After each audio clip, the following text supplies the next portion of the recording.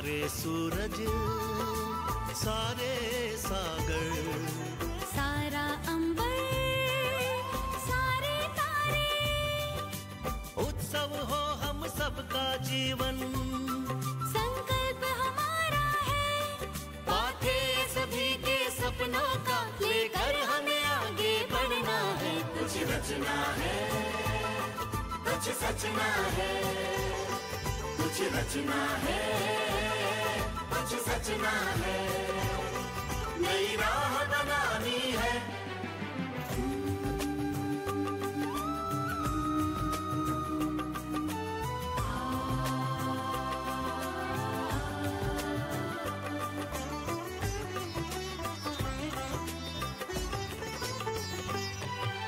सोच नई संधान, नए कौशल के नए आयाम, हम जहाँ चले जिस और चले हम कदम हमारे हो, आकाश को गाना है विश्वास जगाना है, हर इंद्रधनुष सुंदर जगमग धरती पर लाना है। कुछ रचना है कुछ सचना है, कुछ रचना है कुछ सचना है, कुछ रचना है कुछ सचना है, नई राह बनानी है।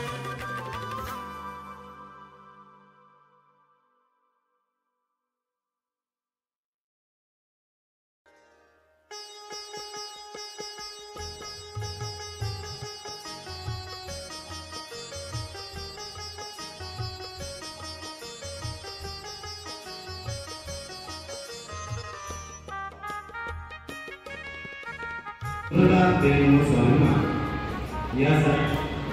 नम्रता प्रेम आणि स्वाभिमान यासाठी शिक्षण या ध्येयाने प्रेरित भारत शिक्षण मंडळाच्या भारत विद्यालयामध्ये मी मान्यवरांचं हार्दिक स्वागत करतो, हार्दिक स्वागत करतो, हार्दिक स्वागत करतो।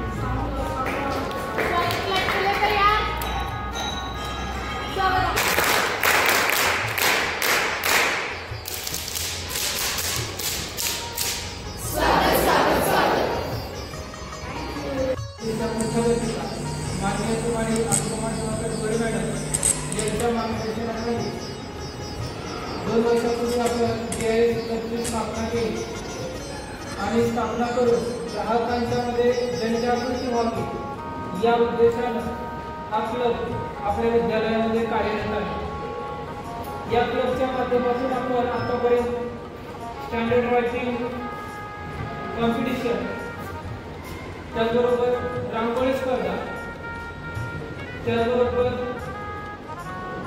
दुसऱ्या पोस्टर मेकिंग स्पर्धा आणि आज तिसरी स्पर्धा आपण घेत आहोत, क्विज कॉम्पिटिशन, प्रश्नमंजुषा स्पर्धा। या स्पर्धेच्या माध्यमातून BIS क्लब आणि BIS क्लब राबवत असलेल्या ॲक्टिव्हिटी आणि BIS क्लब का कार्यरत आहे त्याचा उद्देश, हेतू आणि ग्राहकाप्रती असणारं कर्तव्य आपल्याला या क्विज कॉम्पिटिशनमधून कळणार आहे। त्याचबरोबर या स्पर्धेमध्ये विज्ञानावरती आधारित काही प्रश्न आहेत, सामाजिक शास्त्रावरती आधारित काही प्रश्न आहेत, जनरल नॉलेज आणि बुद्धिमत्ता याच्यावरती आधारित अशी ही प्रश्नमंजुषा स्पर्धा आहे। या स्पर्धेमध्ये 40 प्रश्न आपल्याला विचारले जाणार आहेत आणि या 40 प्रश्नांना प्रत्येकी 2 मार्क या पद्धतीनं 80 मार्कांची ही स्पर्धा होणार आहे। त्याचबरोबर बरोबर प्रश्न असेल तर 2 मार्क मिळणार आहे आणि जर तुमचं उत्तर चुकलं तर अर्धा मार्क वजा होणार आहे। म्हणजे निगेटिव्ह मार्किंग सिस्टीम या प्रश्नमंजुषा स्पर्धेसाठी आयोजित केलेली आहे। प्रश्नमंजुषा स्पर्धेमध्ये जे 40 प्रश्न सोडवायचे आपल्याला यासाठीचा 30 मिनिटाचा अवधी आपल्याला नेमून दिलेला आहे आणि यामध्ये मराठी आणि इंग्लिश अशा 2 माध्यमामध्ये आपल्याला ही परीक्षा देता येणार आहे। या स्पर्धेमध्ये यशस्वी होणारे जे विद्यार्थी आहेत या विद्यार्थ्यांचं BISच्या माध्यमातून प्रथम, द्वितीय, तृतीय असे प्रथम 3 क्रमांक काढले जाणार आहेत आणि एक उत्तेजनार्थ बक्षीस दिले जाणार। अशा स्वरूपाची ही स्पर्धा आहे।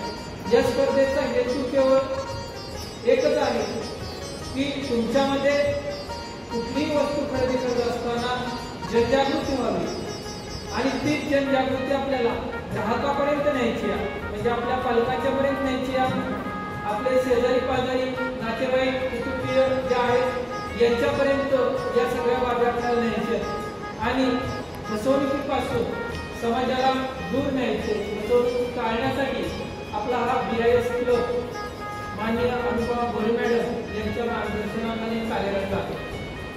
मॅडम आजच BISचे जे साहेब आहेत त्यांचा फोन आलेला होता, ते काय कारणास्तव उपक्रम असल्यामुळे उपस्थित राहू शकले नाही. परंतु आपल्यासाठी अभिमानाची गोष्ट ही आहे की BIS गेली 2 वर्ष क्लबच्या माध्यमातून ज्या ऍक्टिव्हिटी राबवतोय त्या ऍक्टिव्हिटीमध्ये जिल्ह्यामध्ये प्रथम क्रमांक आपल्या विद्यालयाचा आलेला आहे. जे उपक्रम राबवले जातात या उपक्रमामध्ये सर्वोत्कृष्ट काम आपल्या मार्गदर्शनाखाली आपलं विद्यालय करते आणि त्यामुळं त्यांनी सांगितलं की आवर्जून आम्हाला तुमच्या उपक्रमासाठी विद्यालयाला भेट द्यायची आहे. आणि आज उदाहरणार्थ आपण कुठलाही प्रॉडक्ट घेतला तर त्या प्रॉडक्टवरती ISI मार्क पाहायला मिळतो. ISI मार्क हा BISच्या माध्यमातून दिला जात असणारा मार्क आहे. त्याचबरोबर FSSAI मार्क आपल्याला पाहायला मिळतो. इलेक्ट्रॉनिक वस्तू असतील तर त्याच्यावरती R मार्क पाहायला मिळतो आपल्याला. अशा पद्धतीची मानकं निश्चित करण्याचं काम या BISच्या माध्यमातून होत असलेलं पाहायला मिळतं. याच्या माध्यमातून जे उत्पादक आहेत त्यांना प्रमाणपत्र वितरण केलं जातं आणि त्याच्यावरती अंकुश ठेवण्याचं काम या BISच्या माध्यमातून होत असलेलं आपल्याला पाहायला मिळतं.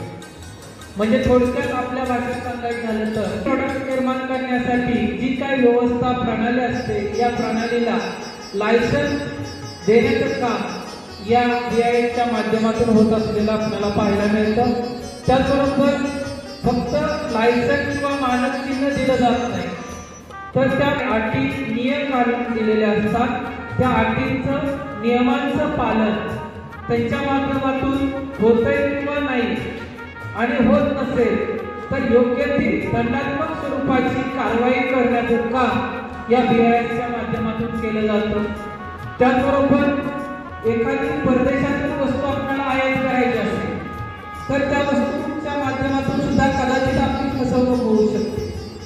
मग त्या वस्तूचं स्टँडर्ड आहे किंवा नाही हे पाहण्याचं काम सुद्धा BISच्या माध्यमातून होत असलेलं आपल्याला पाहायला मिळतं.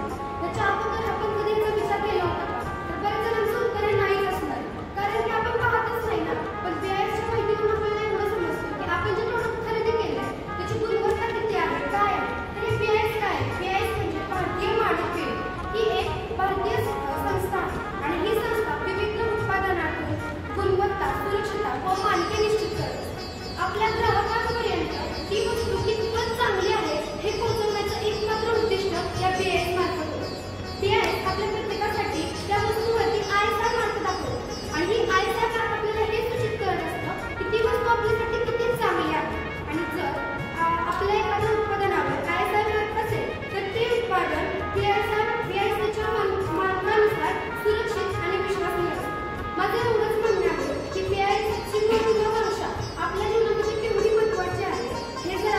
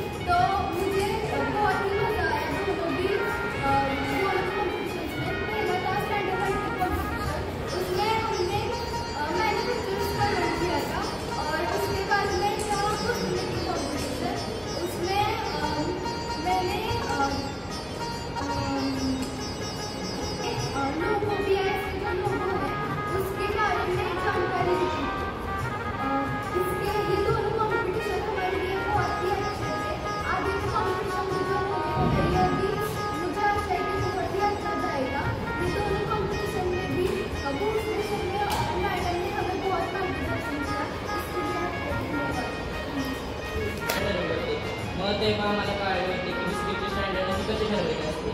मग होती साहेबांनी आम्हाला सांगितले की बिस्किटमध्ये किती प्रमाणात पौष्टिक पदार्थ असले पाहिजे, ते त्यांनी आपल्याला आपल्या शरीराला कुठे हानी पोचते का नाही ते आम्हाला सांगितले होते. मग त्या दिवशीपासून मी जेव्हा कुठे काही खरेदी करायला जातो तर मी ते मार्क बघून ते मी प्रोडक्ट विकत घेतो. त्याच्या पुढची आमची कॉम्पिटिशन झाली ती म्हणजे पोस्टर मेरी कॉम्पिटिशन. त्यामध्ये सगळ्यांना मोठे सरांनी यांनी खूप मार्गदर्शन केले. त्याच्यामध्ये मी चिन्हांची माहिती सांगितली होती. त्यावेळेसपासून मला समजले की प्रत्येक गोष्टीवर BSI प्रमाणित मार्क असतात. तेच इलेक्ट्रॉनिकसाठी ISI मार्क असतात, फूडसाठी FBO मार्क वगैरे असतात. अशा प्रकारे वेगवेगळे मार्क असतात जे BIS द्वारे प्रमाणित केलेले असतात. मग त्यानंतर मी दिवाळीमध्ये जेव्हा मामाकडे गेलो होतो तेव्हा मी स्पीकर घेतला. तेव्हा मला प्रोफेसरने सांगितलं आठवलं की इलेक्ट्रॉनिक्सवर आपण ISI मार्क आणि त्याच्यावरचा R मार्क हा बघितल्याशिवाय कुठलीही वस्तू घ्यायची नसते. तर मी सर्वात अगोदर माझ्या मोबाईलवरती BIS केअर ॲप डाउनलोड केला आणि त्याच्यावर मी जाऊन अगोदरच्या स्पीकरची माहिती बघितली. माध्यमिक विभागामध्ये गेले 3 वर्ष आपण BIS क्लब चालवत आहोत. यासाठी आपल्याला संस्थेच्या अध्यक्षा माननीय सीमा दिवाकर गोरे मॅडमने त्यांनी खूप प्रोत्साहन केले. भोसले सरांनी आम्ही त्यांच्याजवळ हा उपक्रम सादर केला. त्यावेळेस सीमा मॅडमला ते खूप आवडलं, अध्यक्ष मॅडम. आणि तिथून आपण गेले 3रं वर्ष BIS क्लब आपण त्याचे BIS क्लबचे सर्व उपक्रम आपण इथं चालवत आहोत. आणि हा BIS म्हणजे ब्युरो इंडियन स्टँडर्ड म्हणजे भारतीय मानक ब्युरो. त्याच्यामध्ये तुम्ही 3 स्पर्धा ठेवत बरोबर BIS क्लबला. त्यांनी भोसले सरांजवळ सांगितलं की हे 3 उपक्रम तुम्ही चालवा तुमच्या शाळेमध्ये. आणि त्यांनी आपल्या संस्थेच्या आणि शाळेची परवानगी घेऊन BIS जे उपक्रम आहे ते दरवर्षी ते प्रामाणिकपणे चालवतात. त्याचा पहिला उपक्रम होता की चित्रकला स्पर्धा, बरोबर आहे, म्हणजे पोस्टर मेकिंग स्पर्धा. दुसरा उपक्रम होता की स्टँडर्डवर प्रत्येक कुठे एका वस्तू स्टँडर्ड लेक्चर. त्याच्यामध्ये तुम्ही बिस्किटवर प्रोजेक्ट केला, बरोबर आहे. प्रोजेक्ट म्हणजे उपक्रम एक बिस्किट, कुठलंही बिस्किट द्या, कुठे पार्लेचं बिस्किट द्या किंवा कुठल्या एका कंपनीचं बिस्किट द्या. त्या बिस्किटवर तुम्ही जे प्रोजेक्ट बनवलं त्याचं स्टँडर्ड कसं असतं त्याचा तुम्ही अनुभव घेतला. BIS या क्लबमध्ये जेव्हा तुम्ही प्रोजेक्ट करता तेव्हा एखाद्या शास्त्रज्ञाप्रमाणे तुम्ही तो प्रोजेक्ट बनवला आहे, बरोबर आहे. बिस्किटचं स्टँडर्ड बनवताना तुम्ही ग्रुपनं बनवले ते 2 ग्रुप असतील किंवा 4 जणांचा ग्रुप असेल. त्याच्यामुळे तुम्ही बिस्किटचं स्टँडर्ड केलं होतं. त्याच्यामुळे तुम्हाला कळेल बाबा बिस्किटचं प्रमाण कसं असतं, बिस्किटची टेस्ट गोड असते, कुठल्या बिस्किटची टेस्ट ही खारट असते, कुठल्या बिस्किटची टेस्ट ही गोड मिश्रित खारट असते. म्हणजे बिस्किटचं टेस्ट ही गोड असते असं नाही, तर त्या बिस्किटच्या टेस्टमध्ये पण विविधता असते त्या टेस्टमध्ये, बरोबर आहे. आणि त्याचं प्रमाण, त्याची रेसिपी कशी असते, त्याचं स्टँडर्ड काय आहे, त्याचा फायदा आपल्या शरीराला कसा आहे. जर खारट बिस्किट असतं तर ते खारट बिस्किट कोण द्यायचं असतं. या मनुष्याच्या शरीरामध्ये सोडियम कमी असते. सोडियम म्हणजे मीठ. प्रोजेक्टमध्ये तुम्ही ते ज्ञान घ्यायचं आहे, त्याच्यामध्ये सायन्स आहे आणि तुम्ही स्टँडर्ड शिकवलं. तुम्ही लहान आहे, तुमच्या वयाच्या काळात तुम्ही भरपूर ज्ञान ग्रहण केले आहे. त्याला म्हणतात की ज्ञानरचनावाद. ज्ञानरचनावाद अंतर्गत तुम्हाला ते प्रोजेक्ट दिलेलं आहे. आणि BIS हे तुम्हाला ज्ञानरचनावादमध्ये एकदम जवळ आणतं. म्हणून सुद्धा आम्हाला हा प्रोजेक्ट आवडला आणि संस्थेने शाळेनं या प्रोजेक्टला मान्यता दिली आहे.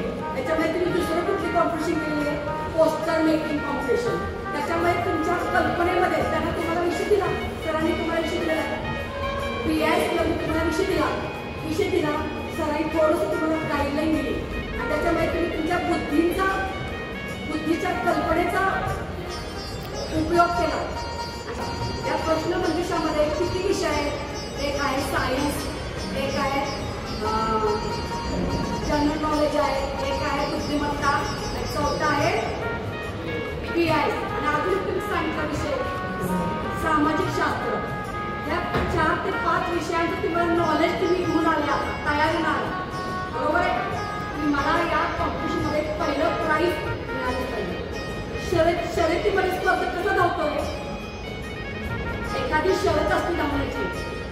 शर्यतीमध्ये एखादा स्पर्धक कसं धावतो की मला बक्षीस मिळालंच पाहिजे, मला या शर्यतीमध्ये मी या धावण्याच्या शर्यतीमध्ये भाग घेतला तर मला या शर्यतीमध्ये मी असा धावला पाहिजे की त्याचं बक्षीस मला मिळालंच पाहिजे. आणि या PISचा तुम्ही तुमच्या जीवनामध्ये उपयोग करणार आहात. तुम्ही मोठे आणि आत्ता या क्षणापासून जिथं तुम्ही शॉपिंग करायला जाल मम्मी पप्पांच्या